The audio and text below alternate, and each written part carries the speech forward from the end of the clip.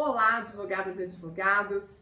Meu nome é Núbia Domingues, sejam muito bem-vindos ao English for Lawyers. Nesse canal, nós vamos estudar o inglês com um foco voltado para as carreiras jurídicas. Então, se você quer aprender vocabulário técnico jurídico em inglês para poder ampliar as suas chances no mercado de trabalho, não deixe de se inscrever neste canal para poder acompanhar o conteúdo que eu vou postar por aqui. No vídeo de hoje, nós vamos conhecer as diferenças entre os regimes do Civil Law e do Common Law. E eu vou também fazer uma segunda parte para este vídeo, na qual eu vou explicar como o Common Law tem influenciado o direito brasileiro, especialmente após o novo Código de Processo Civil de 2015. No vídeo de hoje nós vamos ver também uma série de termos jurídicos em inglês relacionados ao sistema de precedentes. Mas antes de começar o vídeo de hoje, eu queria convidar vocês para poder me seguir também lá no Instagram. Eu vou deixar o meu Instagram aqui na tela e também na descrição. Por lá, nós vamos poder dialogar, vocês vão poder deixar sugestões para temas de vídeos, vão poder tirar suas dúvidas. Eu estou também presente no LinkedIn, então se quiserem, podem me mandar um pedido para poder se conectar por lá também. Nesses vídeos iniciais aqui do canal, eu vou trazer uma série de temas relacionados ao Common Law, porque o Common Law é o sistema jurídico dos países que falam a língua inglesa e, portanto, é essencial a gente entender um pouquinho para poder estudar os termos jurídicos em inglês. Então vamos começar examinando o sistema jurídico do Civil Law, que também é conhecido como Sistema Romano-Germânico. Mas por que Sistema Romano-Germânico? Após a queda do Império Romano do Ocidente, vai se estabelecer na Europa o regime do feudalismo, que é baseado no direito consuetudinário germânico. Séculos mais tarde, vai começar a formação dos Estados Nacionais. Então, neste momento, era preciso centralizar e consolidar o poder em torno da figura do monarca. E naquele momento, já havia sido redescoberto o direito romano clássico, que havia ficado esquecido por muitos séculos durante a Idade Média. Havia sido encontrado o Código de Justiniano, que era uma compilação das leis romanas vigentes à época. O direito romano foi visto como um instrumento essencial neste processo, porque ele era visto como um sistema jurídico superior e um sistema jurídico que poderia unificar todo o direito do reino e se impor sobre aqueles poderes paralelos locais, representados pelos senhores feudais, também fazer frente ao poder eclesiástico. Então, nós vamos ver nesses países da Europa continental uma forte influência do direito romano clássico. Mais alguns séculos adiante, nós vamos ver a Revolução Francesa, que vai pôr fim ao absolutismo e vai trazer alguns conceitos novos, como a ideia de separação de poderes, de Estado de Direito e, portanto, de submissão dos poderes instituídos à lei, e vai trazer, portanto, essa ideia de valorização da figura da lei enquanto fonte do direito e enquanto limitadora dos poderes do soberano. A lei passa a ser vista também como a expressão legítima da vontade do povo, porque era aprovada pelos seus representantes. O problema é que a concepção de direito nesses países acaba ficando, neste momento, um pouco restrita somente à lei. Outras fontes do direito começam a ser rechaçadas, até porque, por exemplo, o poder judiciário era visto com uma certa desconfiança, porque ele era visto como um resquício da monarquia. Vamos lembrar que antes não havia separação de poderes, então os juízes eram subordinados ao rei. Por causa disso, a função interpretativa do juiz nesse período vai ser reduzida. Então o juiz deveria interpretar somente quando houvesse uma obscuridade e a interpretação da lei deveria ser limitada à literalidade da lei. É uma interpretação mais gramatical e focada na busca da vontade do legislador. É uma aplicação que a gente diz que é mais mecânica, onde o juiz é simplesmente a boca da lei. Após a Revolução Francesa, nós vamos ver na Europa um movimento de codificação do direito. O que se buscava naquela época era que os códigos fossem suficientes para reger todas as relações de conflitos sociais. Então, segundo a concepção daquela época, as obscuridades e lacunas deveriam ser exceções. Um marco nesse processo de codificação do direito foi o Código de Napoleão, que foi promulgado em 1804.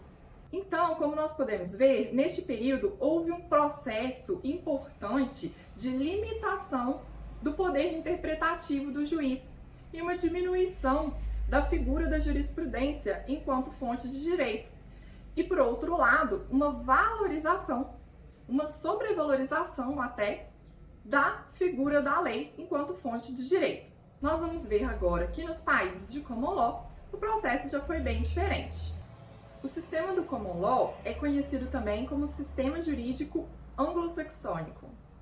E ele se estabelece nos países do Reino Unido, da Irlanda e também nas ex-colônias do Reino Unido. Então, esse sistema começa lá na Idade Média, no século XII, quando o rei Henry II começa a formar cortes itinerantes que percorriam o país e que resolviam os conflitos locais baseados no que se entendia que eram os costumes daquela época. Então a gente já começa a ver aqui a importância do costume na formação do direito do Common Law. Essas decisões proferidas por esses juízes, elas passam a formar precedentes, que a gente chama em inglês de precedents. Os precedentes são, então, decisões que estabelecem parâmetros que serão aplicados posteriormente em decisões de casos análogos no futuro. Então, com o passar dos anos e a partir destes precedentes, vai surgir a doutrina do stare decisis. Essa expressão é uma expressão latina, não é uma expressão inglesa. Então, a pronúncia dessa expressão vai variar de país para país conforme o sotaque. Então, aqui no Brasil, algumas pessoas vão pronunciar como stare decisis, já falantes da língua inglesa normalmente pronunciam como stare decisis, ou star decisis, ou stare decisis, né? Vocês podem escutar pequenas variações na pronúncia dessa expressão.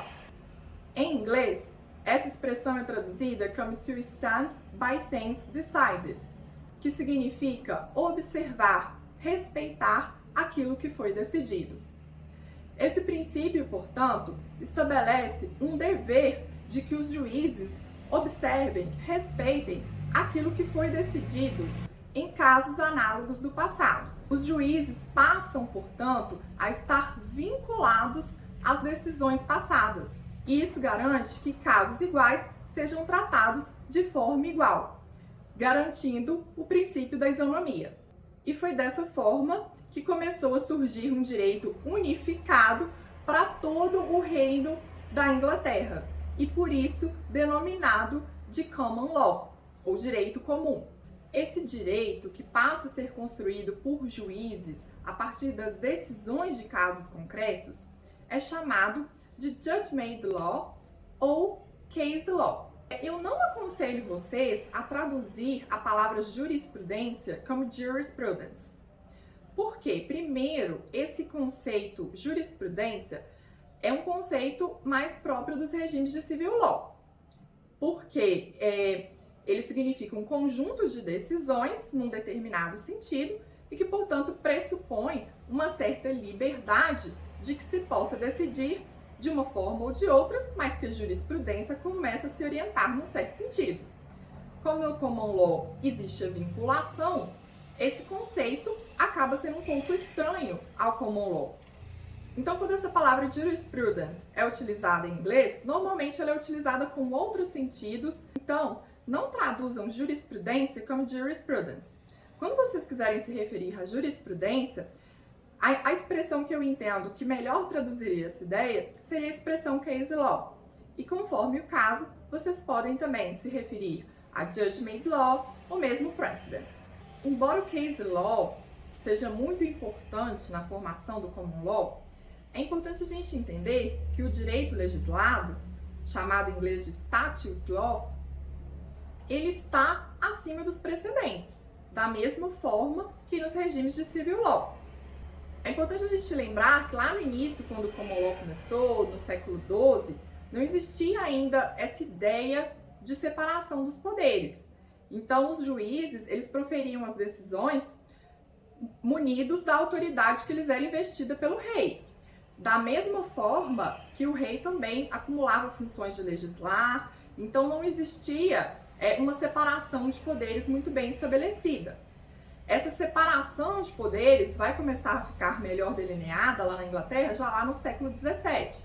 Aí já vai ficar mais bem estabelecido que compete ao poder legislativo criar leis e ao poder judiciário aplicar essas leis ao caso concreto.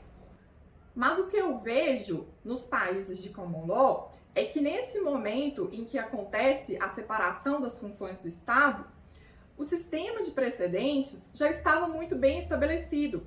Já havia uma tradição desses precedentes vinculantes, que de certa forma eram fontes do direito. Então, o juiz e o judiciário acabam conservando um papel importante, mas mesmo assim, o juiz não pode contrariar a lei no sistema de common law. Da mesma forma que a lei pode simplesmente desconstruir tudo aquilo que foi estabelecido pelo common law, se assim o legislador desejar. Outra questão que eu acho importante da gente destacar aqui é que essa vinculação aos precedentes, ela não engessa o direito. Embora ela mantenha a jurisprudência mais estável, essa jurisprudência continua evoluindo junto da sociedade.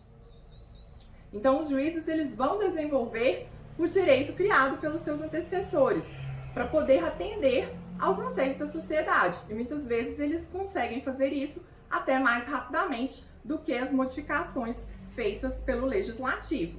E eu queria só abrir um parênteses aqui para poder reforçar aquela ideia de que quando eu me referir à jurisprudência no contexto da common law, para poder me referir a esse conjunto de decisões do judiciário, no common law não tem aquele mesmo sentido que tem para a gente aqui no Brasil.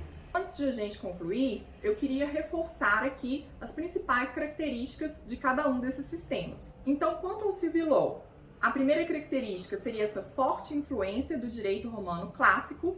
Número 2, seria essa tendência de sistematização do direito escrito em códigos. Terceiro, a lei tem um papel central como fonte do direito, enquanto a jurisprudência vai ter um papel secundário. E quarto, os juízes têm liberdade para tomar as suas decisões, desde que o façam motivadamente. É o que nós chamamos aqui no Brasil de princípio do livre convencimento motivado. Já quanto ao common law, as principais características seriam essa tradicional resistência à codificação do direito, e eu estou falando aqui em resistência porque existem sim alguns códigos em países de common law. O judiciário tem um papel bastante relevante na construção do direito, de forma paralela ao poder legislativo, embora, como a gente viu, as decisões judiciais não se sobrepõem à lei. Há uma grande relevância do sistema de precedentes e esses precedentes têm caráter vinculante. É o que a gente chama de doutrina do stare decisis ou stare decisis. Prestem bastante atenção nessa última característica, porque ela vai ser bastante importante para a gente na segunda parte deste vídeo, quando a gente estiver examinando como o common law está influenciando o direito brasileiro. Estas que nós vimos eram as características tradicionais desses dois sistemas. Nos dias atuais, nós vemos uma aproximação desses dois sistemas. Então, em regimes de civil law, como o Brasil, a ausência da regra de stare decisis começa a gerar alguns problemas, algumas injustiças. Você vê causas idênticas sendo resolvidas de formas diametralmente opostas e algumas vezes até pelo mesmo juiz ou tribunal. Um outro problema também foi que neste mundo moderno, com o abarrotamento do judiciário com causas idênticas, os países de civil law acabam tendo uma maior dificuldade para poder lidar com isso se você comparar com o sistema de common law. Porque no sistema de common law, quando um juiz lida com uma causa pela primeira vez, nós chamamos isso de case of first impression. Então, quando nós temos um case of first impression, aquele juiz ele vai fazer uma pesquisa aprofundada sobre aquele assunto.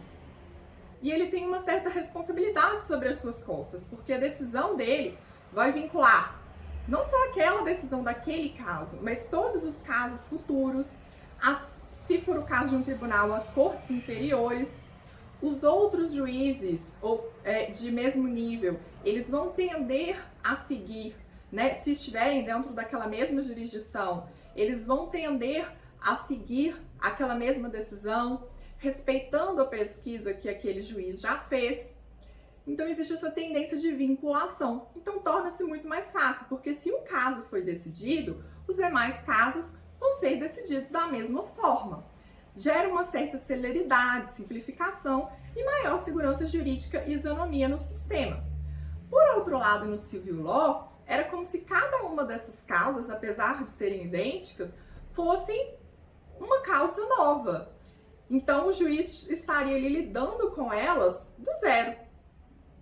Não existia um mecanismo para a gente poder vincular essas decisões e todas elas serem decididas da mesma forma, da mesma maneira.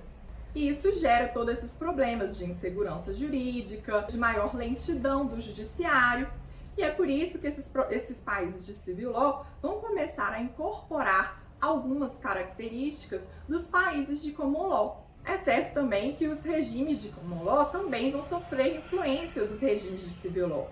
Como, por exemplo, para determinados assuntos específicos, em alguns países de Common Law existem também códigos. Mas agora o que eu gostaria de aprofundar com vocês, e por isso eu vou fazer uma segunda parte para este vídeo, é como o Brasil tem incorporado esses elementos do Common Law no nosso direito. Então nós vamos ver na segunda parte deste vídeo como que a jurisprudência, os precedentes têm se tornado cada vez mais importantes nos últimos anos. E especialmente como que esse rol de decisões vinculantes tem sido cada vez mais ampliado. Então, se você achou o conteúdo desse vídeo interessante, não deixe de dar o seu like e não deixe também de conferir a segunda parte deste vídeo. Te vejo lá. See you!